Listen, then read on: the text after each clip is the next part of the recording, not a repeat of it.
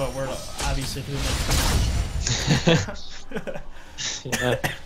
And they, you know what? They didn't even have Jarvan there, so they're in a lot of trouble at this point. Well, you know, the good thing, the one thing I obviously people must have, you know, assumed what I meant, but they have some really good, you know, Jarvan and Thresh both have that ability, their ults, to hold people in place, which is very good for Sivir. She can just sit there and just throw her boomerangs. Boomerang and link it style. Zelda. Yeah, really. Well, she has the boomerang blade, which is obviously the one that she's gonna just throw and it's gonna go out and come back and do damage both ways.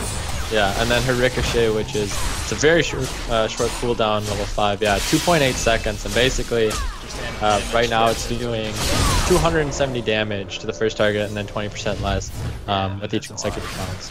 So yeah, so she's gonna get a lot of damage. I actually used to build Triforce on Sivir a long time ago, just because of how short of a cooldown her ricochet was, and you were just basically proccing it all the time.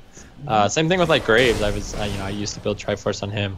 I've kind of messed around with it a little bit now, but obviously there's better options. But you know, it's something to look forward. Looks like they have double Aegis on Kingston's side. I don't know if they maybe didn't communicate that, or they're just looking for the tankiness.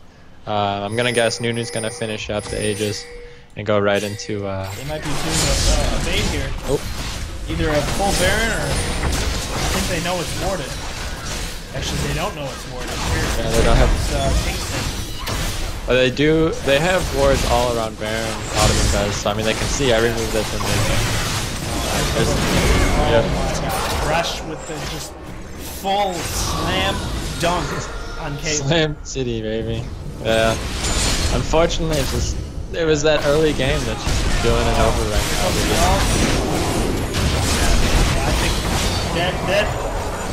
I think I'm so speechless. They still have inhibitors right now, so I think they're not. The game's still not over. They can, if they can hold this off between them two. Unfortunately, it's a 2v5. You know, they might be able to do something, but right now Nasus doesn't have the damage. You know, he's got a lot of natural damage, but he doesn't have the high amount of damage that he needs to be doing. He doesn't have, you know, the full tankiness he needs to be using in team fights. I don't even know if he popped his locket on that last one. You know, Nidalee has her Trinity Force, but that's about it. I mean, the gold overall now is, you know, 12 or 11k right now, so it's getting kind of out of hand. We'll kind of see if they do. I mean, Caitlyn just responds back and just gets 1v1 by Aurelia. She can't even do anything. I think this is they're kind of just walking through space at this point. We'll see. It also looks like Brandopoulos, or Brandon Please. I'm sorry, I can't read to that. Brandon Please is kind of giving away the result of this, but.